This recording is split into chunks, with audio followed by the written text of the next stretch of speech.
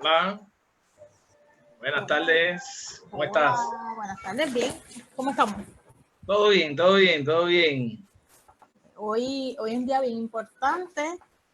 Saludos a todos y a todas los que nos ven y nos escuchan. ¿Verdad? Hoy se conmemora el Día Internacional del Trabajador y pues nosotros ¿verdad? Pensamos y decidimos que es pertinente recalcar, ¿verdad? Lo importante de este día y cómo esta historia ha trascendido a lo largo, ¿verdad? De la historia y cuán importante sigue siendo hoy día, ¿no? Y cómo esto ha cambiado a través de los años.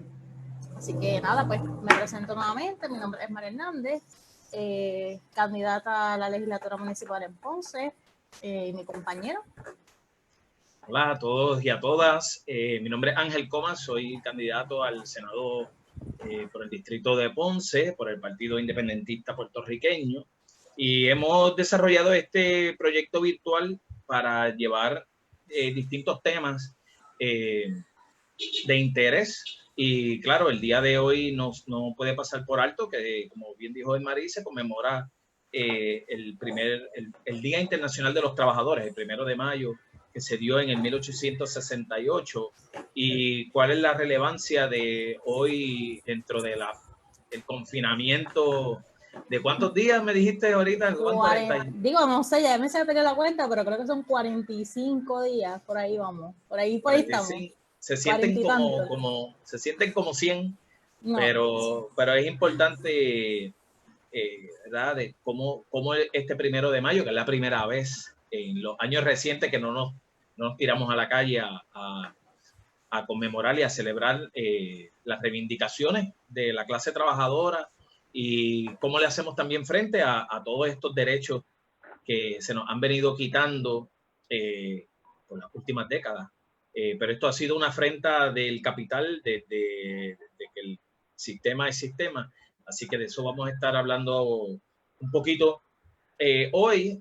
Y no sé, ¿por dónde tú quieres empezar? pues mira, me gustaría empezar, ¿verdad? Sobre, ¿verdad? ¿Qué es el 1 de mayo? ¿Por qué ¿verdad? Porque lo conmemoran en muchos países. Y, ¿verdad? Lo poco que se conoce de este día, porque mucha gente ni lo celebra, o si lo celebra no sabe ni por qué. Me gustaría empezar por ahí, vamos a empezar por ahí. Pues mira, dándote una opinión, yo creo que mucha gente pasa por alto este día, lo que significa este día, versus también hay mucha gente que lo reconoce, están ahora mismo, mientras estamos hablando, están en la calle, en caravanas, haciendo su manifestación. Y haciendo un paréntesis, me parece que nosotros somos un pueblo demasiado creativo y de que no importa si estamos en medio de una pandemia y un confinamiento, Ahí en la calle buscamos la vamos. manera de que este día no pase desapercibido, se hace la manifestación como se pueda. Y en este caso lo están haciendo desde sus carros. Hace unas semanas vi una manifestación en Israel en donde los organizadores cumplieron con el distanciamiento social. Sí, Estaba la gente en la plaza de Tel Aviv, pero estaban, bueno, una cosa brutal, porque estaban así, bien separaditos, pero en su reclamo.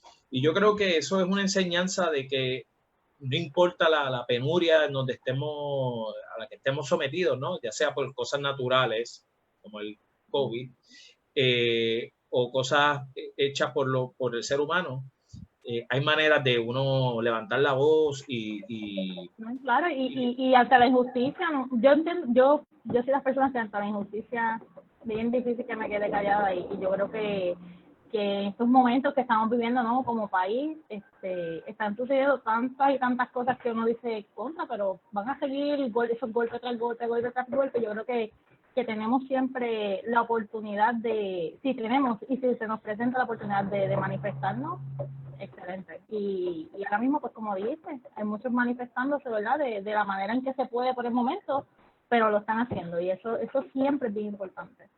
Sí, y pues también hay que ver cómo la gente significa esto de manifestarse, qué significa el que yo manifieste mi molestia ante la injusticia que sea, ¿verdad? En este caso, pues nosotros lo asumimos desde un partido y desde una ideología en particular hacia el gobierno opositor, ¿verdad? Por las decisiones que han tomado, ¿verdad? Y hay gente que pues piensa de que no, yo no me meto en política, yo no participo de huelgas o de piquetes porque o no pertenezco a tal organización. Y eso es parte de la desconexión que tenemos sobre lo que es el movimiento obrero. Un día como hoy conmemora las 8 horas de la jornada laboral que pues muchos de nosotros hasta ahora la disfrutamos. Yo le pongo entre comillas porque 8 horas también es mucho, pero claro, en comparación a las 14, 16 horas que se trabajaban antes del 1 de mayo del 1868, pues, oye, 8 horas es espectacular. En comparación con las 16 horas, es un cambio radical, pero también que también es importante, ¿verdad? Que estas cosas, ¿verdad? Las personas se creen o a veces no saben que los derechos que tenemos hoy en día no se dan en la nada, se dieron, ¿verdad? Gracias a personas que, ¿verdad? Por su radicalización, por su valentía, dieron hasta mucho su vida, ¿no? Y un día como hoy, ¿verdad? En estas manifestaciones en el 1886, pues muchos perdieron la vida y gracias a estas personas es que hoy en día podemos ver tal vez todavía disfrutar de algunas de las cosas, ¿verdad? Porque hay muchas que han quedado, yo entiendo que al pendiente, pero es un logro que, ¿verdad? Que gracias a estas personas pues se ve hoy. Las tenemos hoy, sí. Mira, y es que, bueno, a nosotros se nos ha ocultado muchas cosas en la parte educativa, ¿no?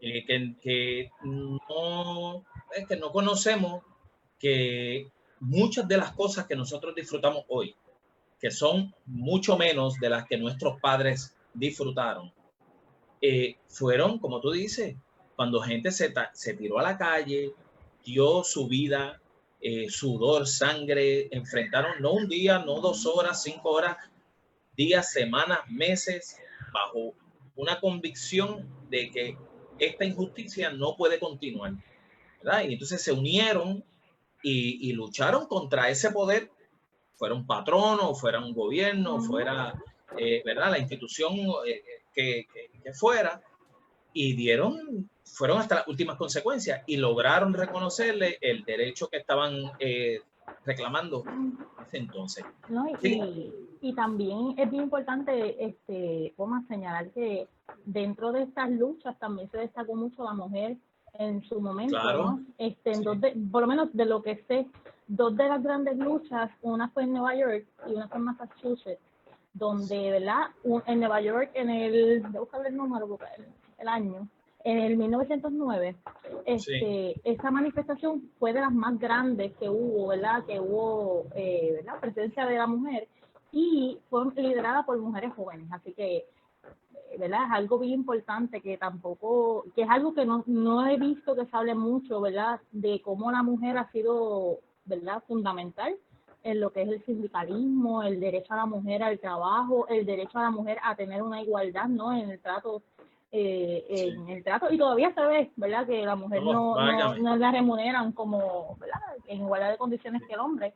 Así que es bien importante también que este día no tan solo es de los trabajadores ¿verdad? En general, sino que la mujer tiene una ¿verdad? Ha sido pieza o fundamental en este proceso. Mira, y ahora que lo mencionas, no recuerdo bien el año de esa ley, pero es como para el 50 y pico, 60 y algo, por ahí, fue cuando la leí, que era una ley, la ley dice de igual paga por igual trabajo. Es para equiparar el sueldo de la mujer con un hombre independientemente del puesto. Para el 50, 60 ya se había legislado esa ley. Está aquí en Puerto Rico. Entonces este gobierno cuando entró en el 17, que parece que hace de eso como 20 años, recuerdo la representante por el distrito donde yo vivo, ella en su programa dijo, no, uno de mis proyectos va a ser la equidad, de igual paga por igual salario y toda la cosa. Y yo decía, mira, wow, que progresista, se vería eso. Y digo, pero esa ley ya está, o sea, es ponerla en función, ¿verdad? Entonces, cuando entró esta secretaria del trabajo, que es una secretaria patronal, ella, recuerdo que en las primeras noticias que salió, era, yo voy a asegurar la igualdad de paga por igual salario y toda la cosa. Lo trillado. Sí que decía, pero lo bueno. Wow. Yo decía, pues qué bueno que una mujer lo dice, pero es que ya tú tienes esa ley y tú eres abogada, tú debes saberlo. Tú tienes esa ley y es abogada laboral, o sea que esa ley la tienes que saber o conocerla por lo menos. Es ponerla en función, y si tú eres la que diriges la institución del trabajo y los recursos humanos, pues mira, es cuestión de tú darle vida, ¿verdad?, a esa ley para que en las instituciones públicas y privadas se le garantice la equidad a la mujer independientemente del puesto. Y esto casi siempre se habla en los puestos. Lo lógico es que ella como mujer, ¿no? Dando el ejemplo, ella como mujer, porque ella es mujer, ¿no? Así que ella como mujer debería emular, ¿no? Ya hay otras cosas, ¿verdad? Que no están en la mano, pero... Sí, hay otros matices que se atraviesan, pero sí, uno esperaría que siendo secretaria del trabajo, buscaría las leyes que garanticen mejores condiciones para las mujeres, ¿verdad? Y esa ley es viejísima, pues es ponerla en función, cosa de que se pueda hacer justicia y equidad, que no es lo mismo que igualdad, equidad a las mujeres en el trabajo independientemente del puesto, ¿verdad? Pero eso es tela para otro tema, porque eso es un tema larguísimo. Claro, pero vemos que esta secretaria y esa representante no... Yo creo que ninguno nos representa, pero pues... Quedó muy bonito, eso es como un canto de sirena aquí para que te duermas, y pues ya, y entienden que ya cumplieron con su legislación o su acción política, pero realmente no fue así. Pero nada, lo otro que habías dicho de las mujeres. Y ¿verdad? Hablando de la mujer también, una mujer que me imagino yo que en algún momento tú has escuchado hablar, que es Luisa Capetillo. Sí. Y se le conoce, por lo general la gente menciona a Luisa Capetillo como la primera mujer que ¿verdad? Llevó pantalones. Usó pantalones. Tuvo los pantalones. Sí, fue un acto revolucionario, vamos, porque para ese tiempo, ¿verdad? Pues las mujeres no utilizaban este tipo de ropa y demás.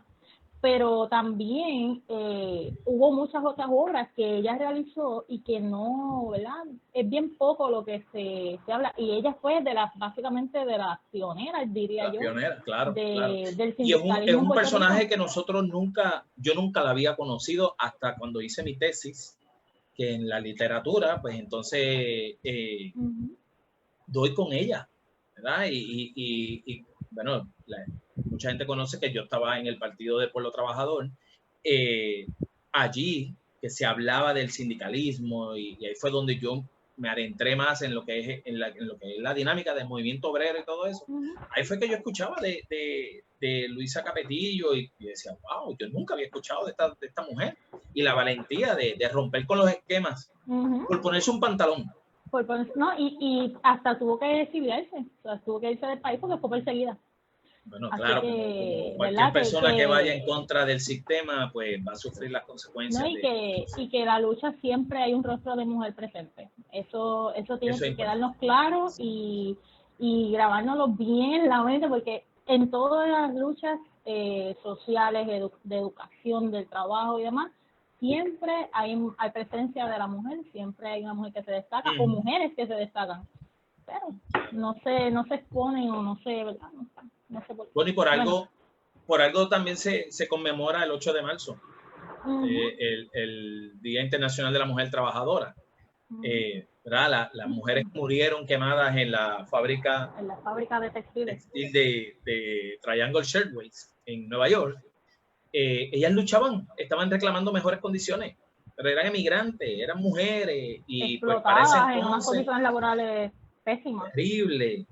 Y pues el patrono, en un sistema donde la masculinidad va por encima de la mujer, pues entiende que eso es mercancía y que pues no tengo que, o sea, mucho doy mucho vago dándote trabajo. Y esas mujeres fueron encerradas y las quemaron. Quemaron vivas. Eso debe ser horrible.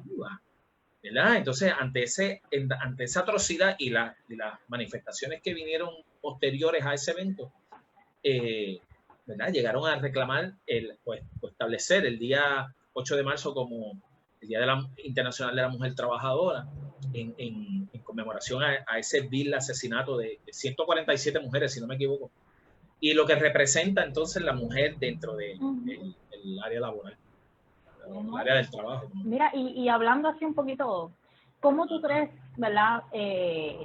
¿Cómo tú, diría yo, evalúas en el contexto que estamos viviendo, ¿verdad? Según la trascendencia de lo que fue el Día del Trabajo, de lo que, ¿verdad? Lo que se pedía en ese momento, de lo que se logró. ¿Cómo tú lo ves hoy? ¿Cómo tú ves eso hoy? Bueno, mira, el panorama es bien difícil para... Bueno, esto depende cómo tú lo quieras mirar, ¿verdad? Si lo quieres mirar desde el área de los trabajadores, el ambiente es de incertidumbre, muy difícil, muy precario, ¿verdad? Muy vulnerabilizada la clase trabajadora. Ahora, si lo quieres ver desde el área patronal, pues todo está funcionando bastante bien, ¿verdad? Tengo unas reformas contributivas a favor, en donde entonces mi ganancia y mis riquezas aumentan significativamente, ¿verdad? Así que yo me posiciono en el lado de los trabajadores porque soy parte de la clase trabajadora, ¿verdad? Igual que tú, igual que muchos de los que nos sintonizan. Y para poder entender por qué estamos como estamos, ¿verdad? Y quién nos está llevando quién o quiénes nos están llevando a la pobreza o a la... forzada, diría yo. Sí, porque todavía, ¿verdad? En este sistema estamos... Mira, hay un economista que estimo mucho y he aprendido muchísimo de él, que está aquí en Ponce, se llama Luis Rey Quiñones, y él me decía, él nos enseñaba de que el sistema capitalista, ¿verdad? Cuando se empieza a diseñar, parte de dos actores. Está el que ostenta el dinero, el capital, ¿verdad? Para invertir, ¿verdad? El empresario, el hacendado, lo que sea. Y está los que necesitan que los contrate para trabajar para poder sobrevivir, ¿verdad? En la época del feudalismo, antes del descubrimiento del Nuevo Mundo y de la Revolución Industrial, la economía, ¿verdad? Se basaba en personas en artesanos, en personas que hacían materiales, productos, ¿verdad? Era una economía de intercambio, ¿verdad? Era más regionalizada, etcétera, de menos volumen. Y esas personas eran los dueños de su trabajo, ¿verdad? Carpinteros, albañiles, personas que dominaran algún tipo de artesanía, etcétera. En la medida que la cosa fue, ¿verdad?, caminando y ciertas cosas se fueron transformando, el sistema o los burgueses que empezaron a enfrentarse a la monarquía feudal, ellos cuando establecen, ¿verdad?, o comienzan a establecer las condiciones para que ese artesanado se viera en la obligación de acercarse a ese burgués para que le pudieran dar trabajo, era porque a través del aparato político, ¿verdad?, y económico, ellos despojaron a los campesinos, a los artesanos de sus tierras, ¿verdad? De su riqueza. De su riqueza, claro, de su materia prima para poder hacer sus cosas. ¿Y qué queda? Yo me acuerdo que el rey nos decía, no, pues al hombre le queda el hambre y el sueño, ¿verdad? Y en esas condiciones tú te ves obligado a ir al otro día a trabajar ante bajo las condiciones que sean, porque necesitas comer, necesitas llevar el sustento a tu casa. Porque puede más el hambre que otra cosa. Exacto. Y eso es, oye, para allá atrás. Estamos hablando de 5 siglos y medio, casi 6, para allá atrás, ¿verdad? Y se estaban dando esas condiciones. No está muy distinto al confinamiento, ¿verdad? Que nos vemos esperando las ayudas, el desempleo no arranca, No, mucha gente quedó desempleada. No sé si tú has visto esta dinámica, yo he visto esta dinámica de otra manera. Yo la he visto como, ¿verdad? Como debilitando, ¿no? Este tipo de sistema, porque aquí la realidad es que si nadie trabaja, esto no corre. Así que yo creo que también es una oportunidad para que las personas, los trabajadores, se den cuenta de lo valiosos que son, claro, y de que nada se mueve si no salen a trabajar. O sea, aquí la relación de poder, como que se ha invertido la balanza. Yo lo veo así también, no sé. Bueno, bueno, sí. Pero sí, vamos. Sí, sí. Bueno, pero ¿cómo no se reconoce la clase trabajadora como la que genera la riqueza? Bueno, porque no nos lo han enseñado, ¿verdad? Pues mira, en ese entonces se da la revolución industrial, ¿verdad? Y en aquella las primeras fábricas, estamos en el tiempo de, ¿verdad? Donde España comienza a navegar ¿verdad? Y llega hasta el Nuevo Mundo, o lo que ellos le llaman el Nuevo Mundo, ¿verdad? Y el mercantilismo comienza, ¿verdad? A correr otro tipo de sistema distinto al que había antes. Comienza la revolución industrial en el 1860, por ahí la fecha, en Inglaterra, ¿verdad? Así que siempre tengan bien pendiente o no pierdan de vista los dos actores. El que ostenta el dinero para invertir y crear la fábrica, las corporaciones que sean, y los trabajadores que necesitan, ¿verdad? Que lo contraten para que puedan recibir un salario. Así que desde el saque, nosotros estamos amarrados a un salario y todos somos asalariados, ¿verdad? Porque si tú dejas de trabajar y te liquidaron, ¿verdad? Las vacaciones, eso a los que todavía disfrutan de eso, vacaciones, enfermedad, algún plan de retiro y qué sé yo, si tú gastaste todo ese dinero, ¿qué te quedó?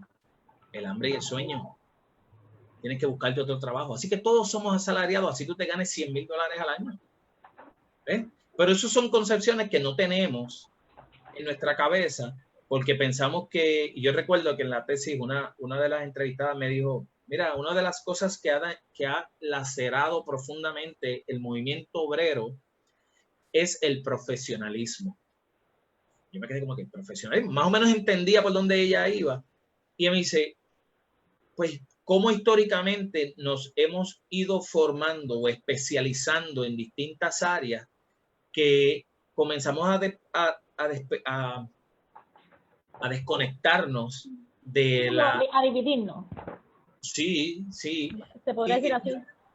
Sí, y en esa división no te ves como igual. Sí, de hecho, ahorita yo estaba hablando de eso, que a veces la gente piensa que el que limpia baños, ¿verdad? Para mí eso es un trabajo honrado como cualquier otro, pues, es un trabajo.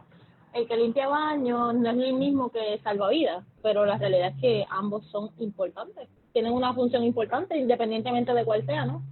Claro, pero como esos dos trabajadores se reconocen que son parte de la misma clase trabajadora, que dependen de un salario, de unas condiciones quizás empobrecidas, porque no tienen vacaciones, enfermedad, no tienen retiro, no tienen estabilidad, porque es por contrato o por un tiempo definido. ¿Ves? Es muy difícil que lo vean porque yo soy un limpiador de mantenimiento y este es un salvavidas y trabaja para, qué sé yo, algún tipo de corporación, qué sé yo, que trabaje en el área acuática, lo que sea. Esa división de la especialidad es lo que ha hecho que se fragmente más la clase trabajadora.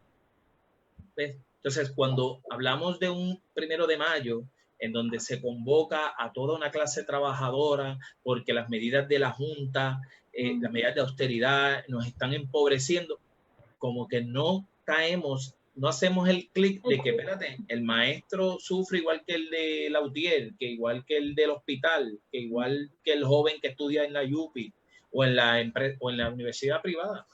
¿Ve? Y porque estamos tan divididos bajo ese ese concepto de profesionalismo, que cuando decimos, bueno, pero es que tú eres un obrero. No, estamos como dormidos, estamos como dice el dicho, camarón que se duerme. Estamos así Bueno, todavía. claro, pero si alguien te dice, bueno, yo no soy obrero, ¿por qué no soy obrero? ¿Cómo tú significas obrero para entonces yo determinar si soy o no soy? Bueno, en el imaginario el obrero es que aquella persona de poca escolaridad que trabaja en una línea de ensamblaje, En construcción, tal vez. ajá, el que allí da 2 o 3 martillazos, o el que liga cemento, en una línea de producción, el que pone una parte, ¿verdad?, en particular, ese es el obrero. No, pero sí que obreros somos todos, porque nos vendemos nuestra fuerza de trabajo a cambio de un salario. Pero importante, como dijimos ahorita, es el empleado. El empleado, exacto. Pues como no hacemos ese clic, pues aquellos que se tiran hoy a la calle a conmemorar el Día del de los Trabajadores, bueno, pues yo no sé, eso es allá, ellos no me llaman. Pero es esa desconexión histórica que tenemos metida, porque en nuestra educación, pues muchos de nosotros no nos enseñaron eso. ¿Eh?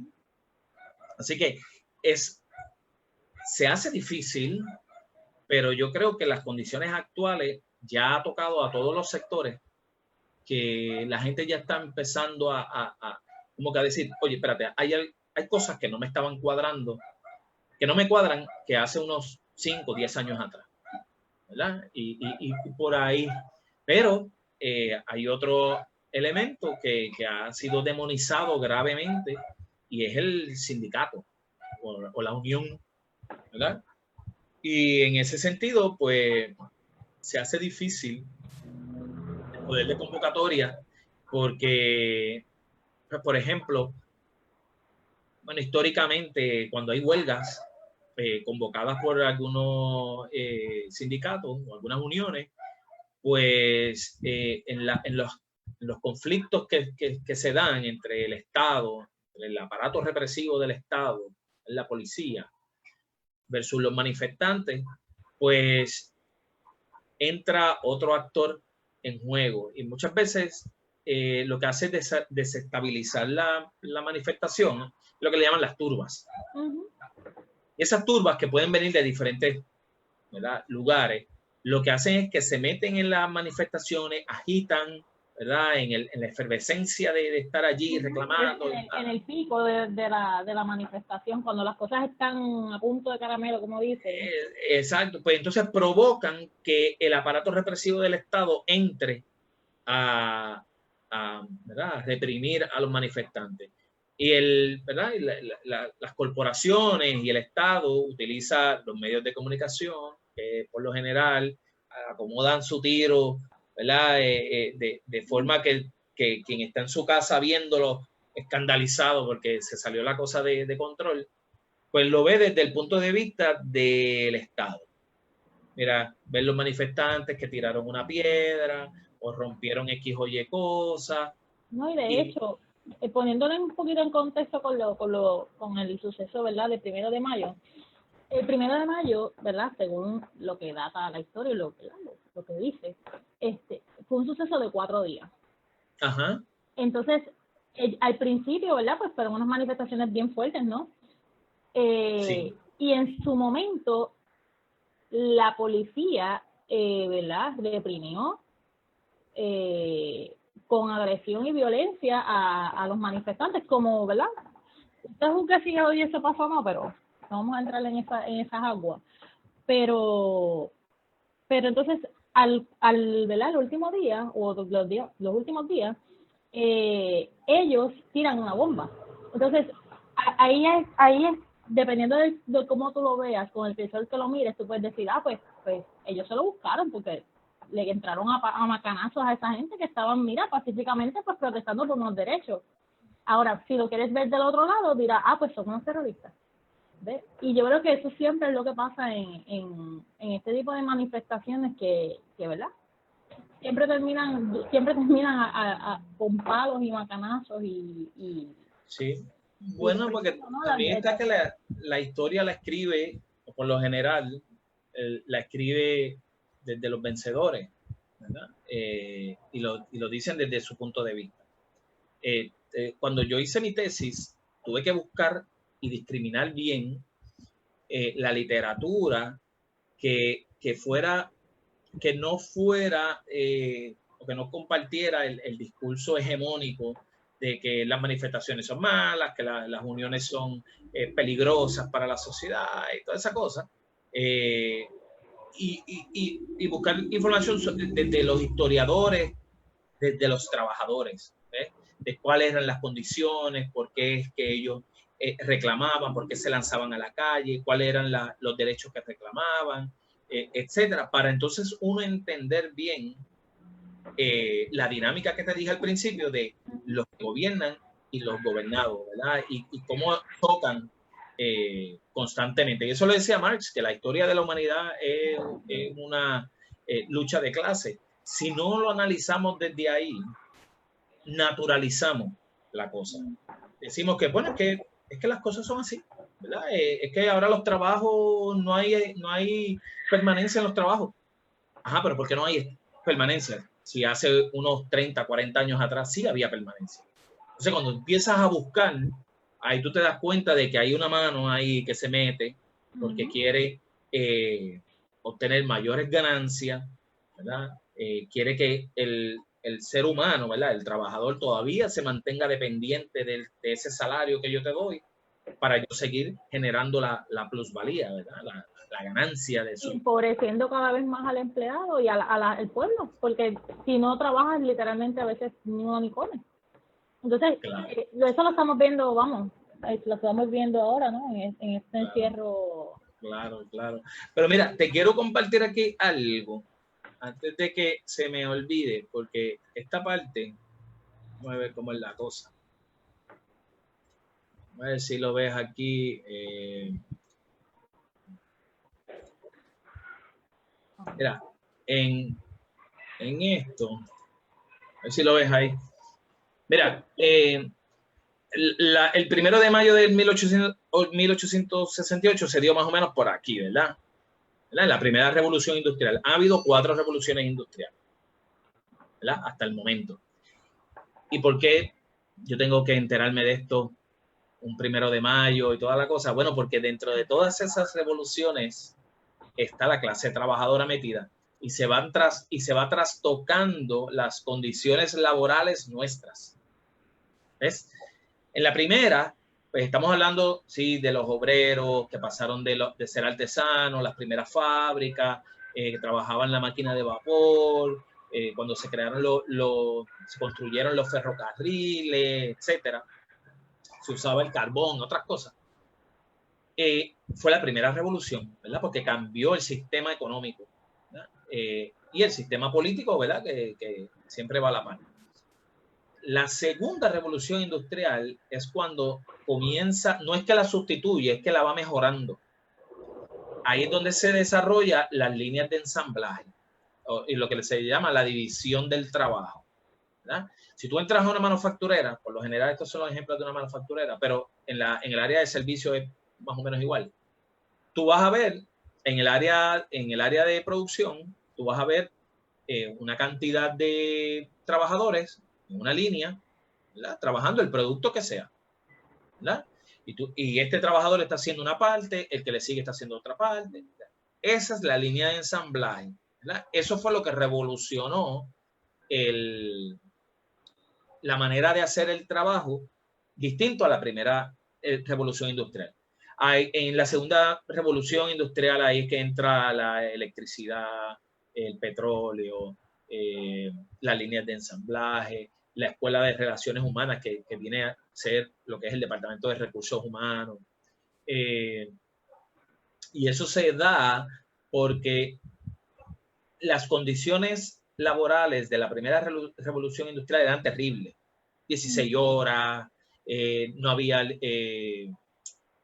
inclusive trabajaban niños, inmigrantes. Trabajaban niños, mujeres, si se enfermaban o tenían accidentes, pues no había seguro que le cubriera, ¿verdad? Pues era una cosa terrible. Y ahí fue como se empezaron a conformar las primeras organizaciones sindicales, ¿verdad? ¿Y por qué? Porque la gente hablaba y la gente compartía entre sí sus penurias.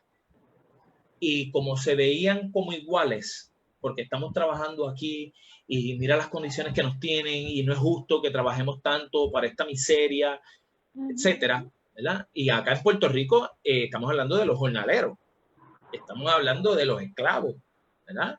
Que apenas recibían bueno, los esclavos no recibían remuneración, pero los jornaleros, como mucho, le daban unos vales para que los gastaran en las tiendas de los hacendados, o sea, que el dinero circulaba de nuevo para el hacendado. Así que, y ahí fue en esa comunicación entre los obreros que comenzaron a verse como iguales y empezaron a organizarse. Es muy distinto al centro de trabajo actual, en donde está muy fragmentado. Métele el profesionalismo que te dije ahorita, métele los horarios distintos, ¿verdad? Que no permite que se vean. ¿Ah? Que se congreguen, ¿verdad? Que tengan esa comunicación en algún momento.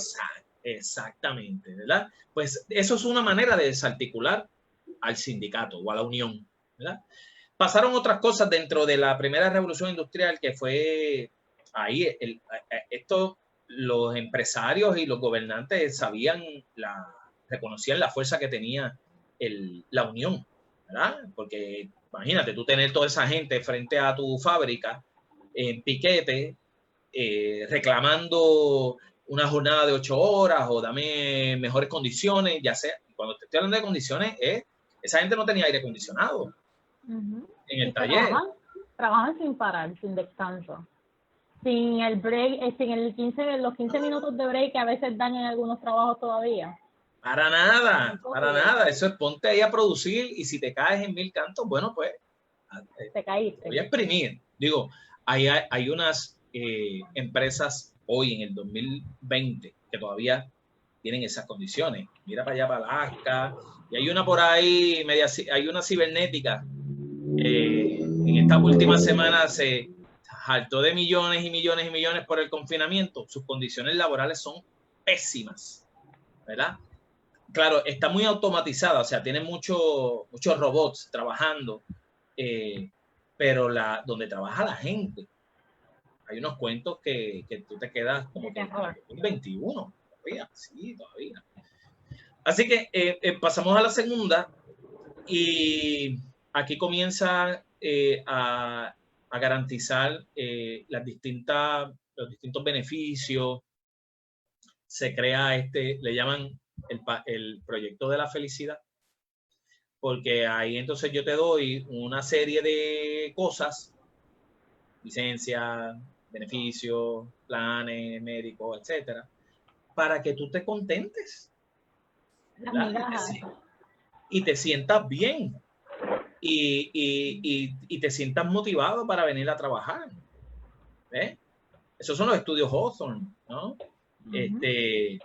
Claro, dentro de también considerando la iluminación, la temperatura, el cronómetro. O sea, todos esos estudios no se dieron porque, ay bendito, vamos a ponerle aire porque de verdad hace calor. No, es cómo yo hago que esta gente mañana me regrese, porque lo único que tiene es el hambre y el sueño, me regrese mañana a trabajar motivado a darme bajo estas condiciones precarias y no se quejen. Y no se quejen, exacto. Y no se me vayan a huelga. Y no empiecen a mirarse como que son una clase explotada. No, pues esos son los proyectos que comenzaron a darse dentro de la segunda revolución industrial para que, ¿verdad? Que fueron debilitando al sindicalismo. Si le damos un poquito de fast forward acá para ya la última mitad del siglo XX, llega la tercera revolución industrial.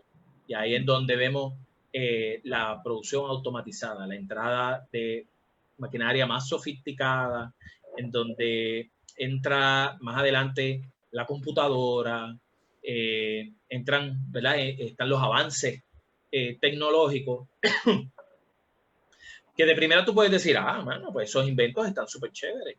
Y es cierto, pero en la medida que se van perfeccionando la máquina, se va desplazando al ser humano, ¿verdad?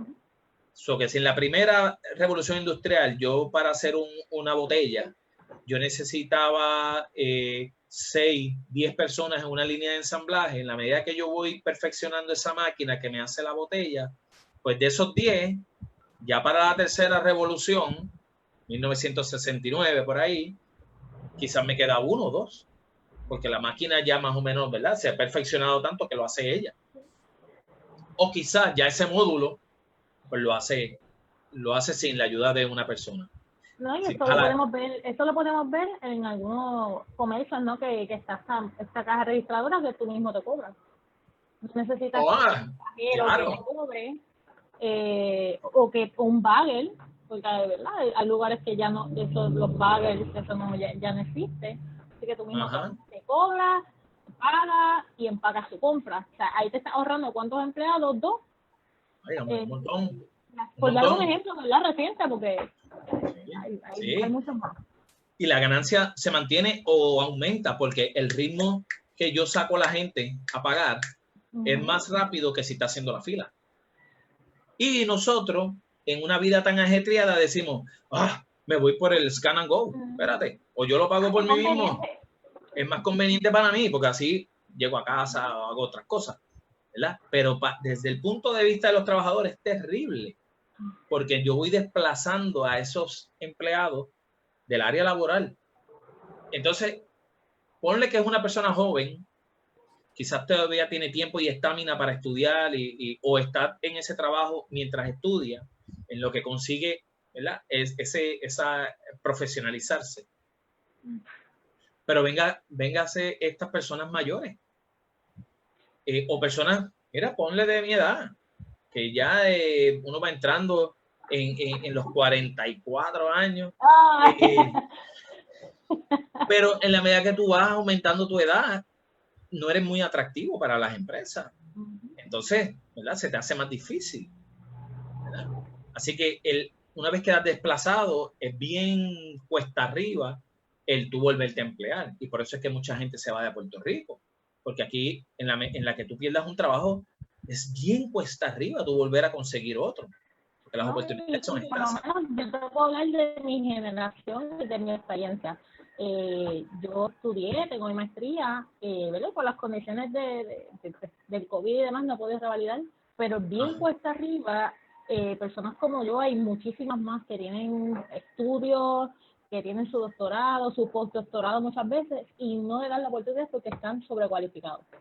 Entonces, básicamente, ¿verdad? Te limitan a, pues, o no estudiar y pues tener un trabajo que te explote, o estudiar con la esperanza ¿verdad? De emplearte y tener, ¿verdad? Como tú bien mencionas, una profesión y pues ganarte la vida. Pero entonces está esa disyuntiva, ¿no? De estudio para luego no tener trabajo de lo que estudié, porque realmente yo no trabajo en nada de lo que he estudiado, en nada, para nada. O no estudiar y someterte a trabajo, ¿verdad? Explotándote por 7.25, que a veces eso no da ni para vivir. Yo diría que no da para vivir, para nada. Pero sí, yo creo que en el sistema que vivimos, el arma que podemos utilizar para poder sobrevivir es estudiar. Ahora, saber qué estudiar según, ¿verdad? El mercado. ¿Verdad? No sé, quizás esa aseveración es errónea, pero ahora mismo uno debe ir viendo, mira, la cuarta revolución industrial es altamente tecnológica. Así que si tú no te vas por esa área o desde tu profesión no comienzas a incluir esos elementos tecnológicos, se te va a hacer mucho más difícil. Y en este confinamiento, lo que pasó con las escuelas y muchos trabajos fue que de golpe y porrazo tuvieron que trabajar remoto. Y aunque la computadora... Es más que dada la desigualdad social, no todo el mundo tiene acceso a una computadora o al internet, por la condición que sea. No, o sea, partimos de la premisa de que todo el mundo tiene una computadora. Y la realidad es que yo, personalmente, he atendido personas bajo mis prácticas profesionales y demás, que tan siquiera han visto un crucero en su vida. Y no te estoy mintiendo, o sea, estamos en el siglo XXI y hay personas que no han visto un crucero, que no tienen computadora, que no tienen internet.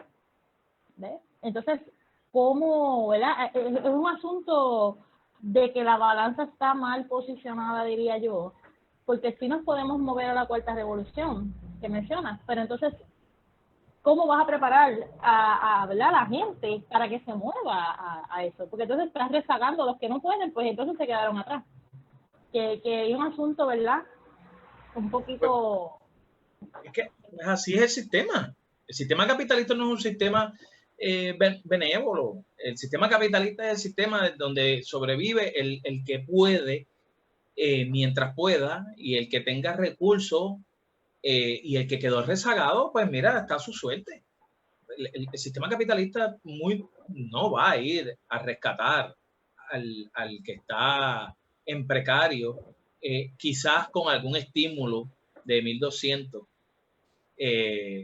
o de un desempleo, quizás por ahí rescata, pero lo que busca es la ganancia a través de la miseria. Mira, hay lugares, hay empresas de chocolate que emplean niños en el sureste de Asia, en donde les dicen que como mucho le van a pagar $250 por todo ese trabajo, pero son niños. Y mira, a la hora de cuando le entregan, los explotan, no les pagan nada. Y son niños que tuvieron que abandonar su familia, que viven muy lejanos y están en esas condiciones terribles. Y la compañía de chocolate sigue vendiendo y sigue haciéndose multibillonaria. Que lamentablemente, ¿verdad? Bueno, yendo un poquito otra vez a lo que ya hemos hablado, la lucha del 1 de mayo yo creo que todavía sigue vigente. Que sí, en su momento tuvo logros, pero todavía no, seguimos en la precariedad en los trabajos. Sí. Vemos las personas, ¿verdad? Los trabajadores siempre, somos pobres con un salario, ¿verdad? Para cubrir ciertas necesidades, pero seguimos siendo pobres. Así que todavía hay mucho que trabajar. Bueno, sí, es bien difícil. Y claro, en el contexto de Puerto Rico, que es una colonia, pues a mi entender se agrava más, porque la colonia de por sí no está para desarrollar a su gente. La colonia está diseñada para maximizar las ganancias del país que lo ocupe. Y encima de eso, nos echan un sistema neoliberal. Yo creo que tenemos doble cadena pesada, porque entonces al estar amarrado, y venga, el Estados Unidos es uno de los precursores del capitalismo a nivel mundial. Otros países, China, que dicen que es un sistema comunista y toda la cosa, pero está bien, ¿verdad?, metido en esta ideología capitalista, y otros países. Nosotros estamos que no podemos decidir por otro sistema económico y político que diseñe ese mercado laboral en donde el profesional puertorriqueño tenga opciones, se pueda desarrollar. Es bien difícil porque aquí están gritando para que venga inversión extranjera, pero ponte del lado de la inversión, del capital, que tiene el billete para invertir en Puerto Rico. Bueno, ¿qué condiciones tú me das para yo generar, ¿verdad?, para mi ganancia? Bueno, pues que la mano de obra sea barata, que no tenga, que el gasto empresarial, que no es otra cosa que todo el paquete que una empresa te paga a ti, ¿verdad?, por emplearte, sea el menos, para que entonces yo vea que ese negocio vale la pena hacerla en Puerto Rico.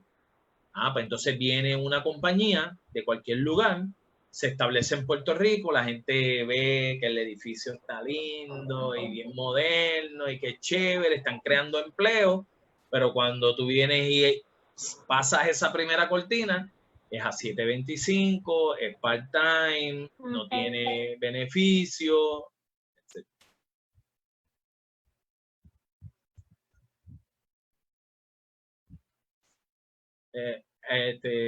Mari, te perdí de momento. No te escucho. Que no escuché. Ahora. No, No te escuché eso último. No, que ahora añádele a la última ley laboral que firmaron en el 2016, 17, sí. Que, ¿verdad? Que ahora, antes eran 6 meses de probatoria, ahora son 9. Añádele, ¿verdad? Que trabajas a 7.25, que te pueden despedir en cualquier momento si ¿verdad? Si el patrono así lo entiende, no tiene que darte explicaciones, o sea, que sigue ese mismo círculo vicioso básicamente de esclavitud, diría yo. Y que beneficia al patrono, porque la venta, ponle en el área de servicio, ya sea restaurante, de comida rápida, lo que fuera, la gente sigue yendo. O ponle en una empresa como los cines, la gente se desborda yendo a los cines, ¿verdad? Pero los empleados que están allí deben estar más o menos cerca del salario mínimo, ¿verdad?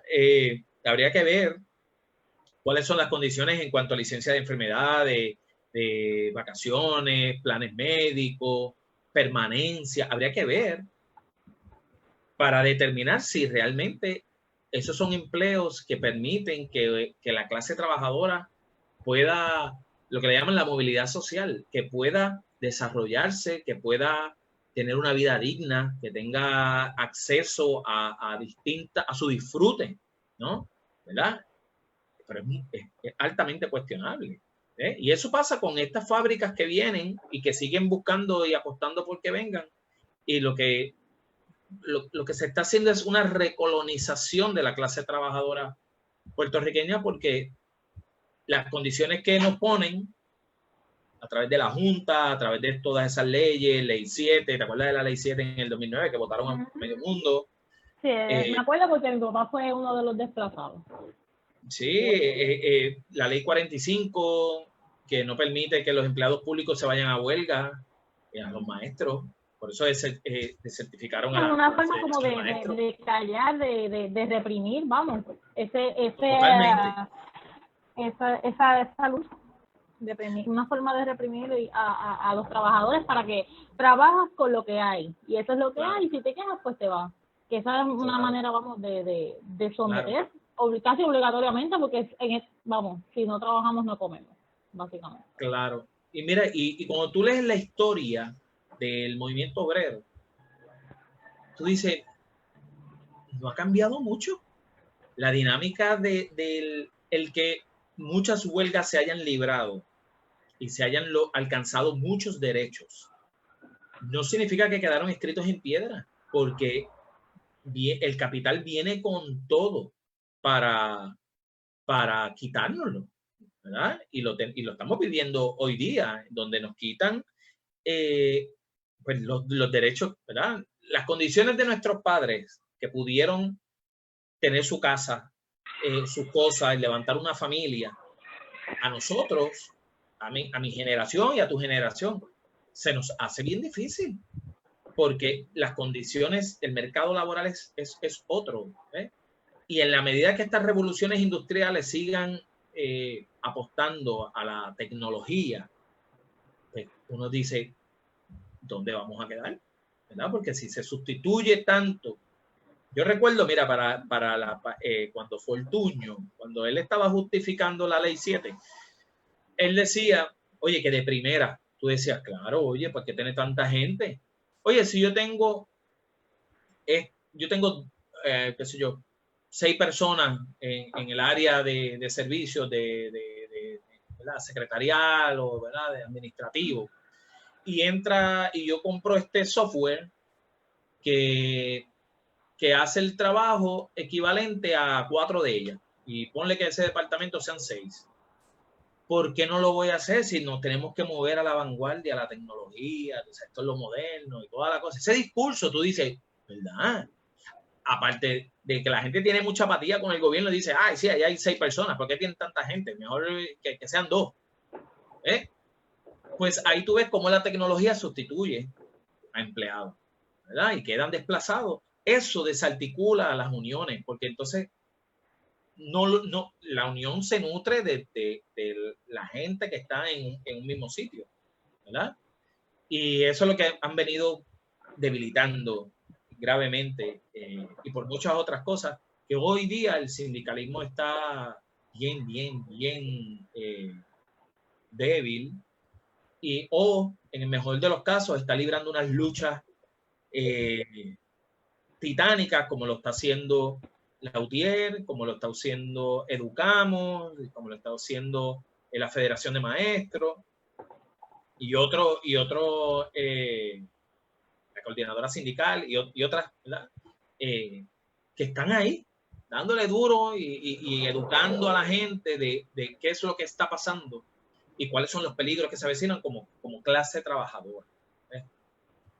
Así que yo creo que en resumen, así en general, no ha cambiado mucho ese 1 de mayo a hoy, el 1 de mayo del 2020. Y que, bueno, que se ha desvirtuado esa lucha, ¿no? Una pena. Yo creo que es que se debe conocer, oye, se debe rescatar la historia, la memoria histórica para saber dónde fue que nos empezaron a quitar cosas que no nos dimos cuenta y le empezamos a echar culpas aquí y allá o indiferencia o esa cosa no es conmigo porque yo no soy maestro o yo no soy de luthier o lo que fuera. Yo creo que en este 1 de mayo queda más evidente de que todos somos la misma clase trabajadora, que hacemos distintas cosas, pero somos los mismos. El confinamiento no miró, miró más a la clase trabajadora, ¿verdad? Lo limitó, pero por ahí están los grandes empresarios gritando de que reabran la economía. Y tú sabes que aquí, ¿verdad? Para más o menos ir cerrando, mi teoría es en la medida que el confinamiento continúe, pasan muchas cosas, pero hay algo que puede ser mucho más fuerte y que sirve de amenaza para estos grandes empresarios, y es la solidaridad. Porque vamos viendo la injusticia y que no me llega el cheque del desempleo, los comedores, los hospitales, no le están haciendo el trabajo para identificar a las personas infectadas. Tú empiezas a ver todas esas cosas y tú te vas solidarizando porque desde el confinamiento no te queda de otra que mirar.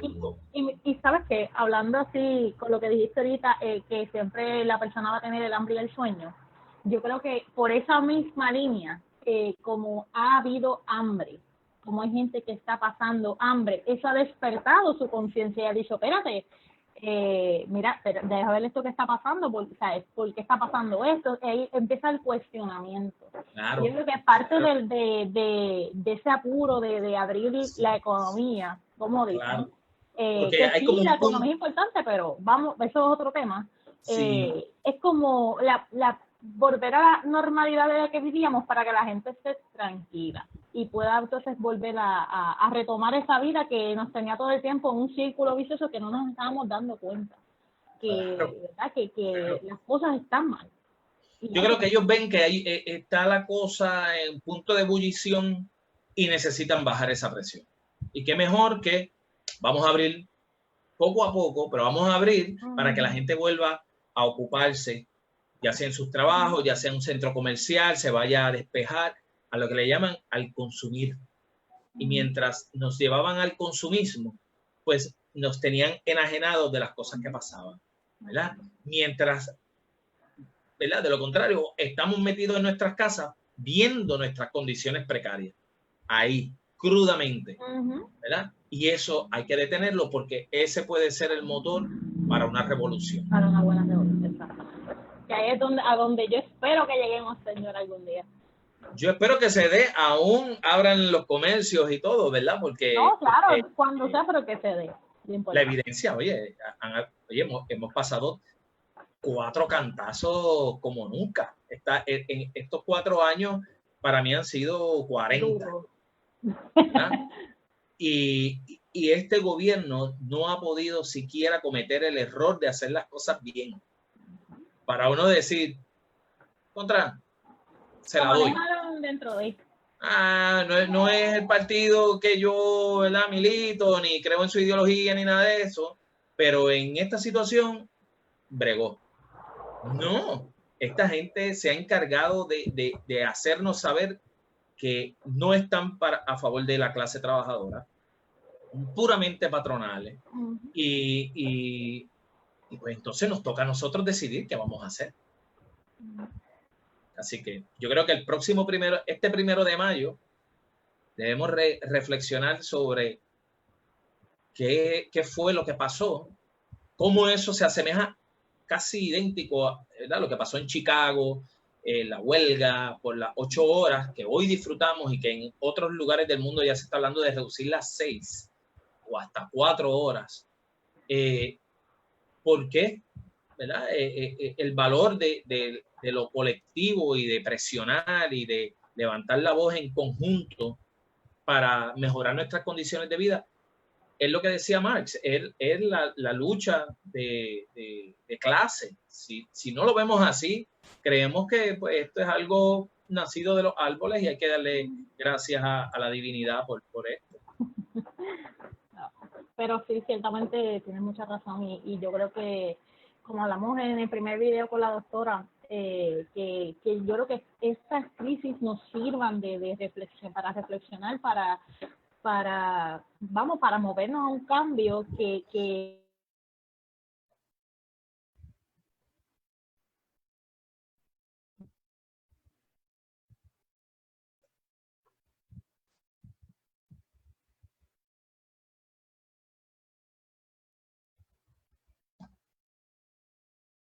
importante, que va a marcar o que marcaría el paso a una revolución.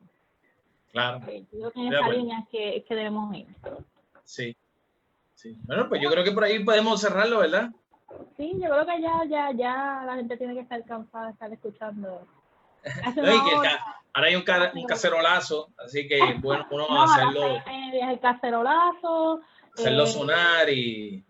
Oye, mira, y antes de irnos, yo creo que, ¿verdad?, en este tiempo que nos queda, hay el movimiento sindical en Puerto Rico, a través de muchas huelgas y de muchas gestiones, lograron muchas cosas que nosotros disfrutamos. Así de que me vienen a la mente rápido: el bono navideño, el seguro choferil, licencias por enfermedad, vacaciones, la estructura de lo que es el Departamento del Trabajo, y otros adelantos, ¿verdad?, en materia de derechos. Yo creo que debemos buscarlo. Están ahí en internet. Tómese un ratito para que usted vea lo mucho que le tenemos que agradecer a toda esa gente que se lanzó desde allá, desde el 1868, luchar por 8 horas de trabajo. Y hoy, 2021, muchos de nosotros ¿verdad?, gozamos de eso. Si no, estaríamos, sabrá Dios, ¿verdad?, en otras condiciones. Así que debemos hacer esa asignación de ver cuáles son los logros del movimiento sindical y mirarlos ahora con otra mirada, ¿no? Pues nada, le damos las gracias, ¿verdad?, por sintonizarnos en algún momento del video o durante todo el video. Le agradecemos, ¿verdad?, de su patrocinio. Sí, y le pedimos, por favor, que le dé like a nuestra página. Estamos en Facebook como La Hora Verde y también estamos en YouTube. Para aquellos que, ¿verdad?, no pudieron ver el live en vivo, lo vamos a estar poniendo en YouTube, en nuestra página de YouTube, La Hora Verde. Vamos a poner el link abajo para que entonces puedan entrar un poquito más directamente y, ¿verdad?, y nos puedan seguir viendo por allá. Muchas gracias. Gracias, nos vemos. Bye, bye. Nos vemos, y el cacerolazo dentro de media hora, que se escuche. A las 6:30, bien importante, el cacerolazo. El que no conoce la historia del cacerolazo, ¿verdad? Es un acto simbólico por ¿verdad? La cuestión del hambre.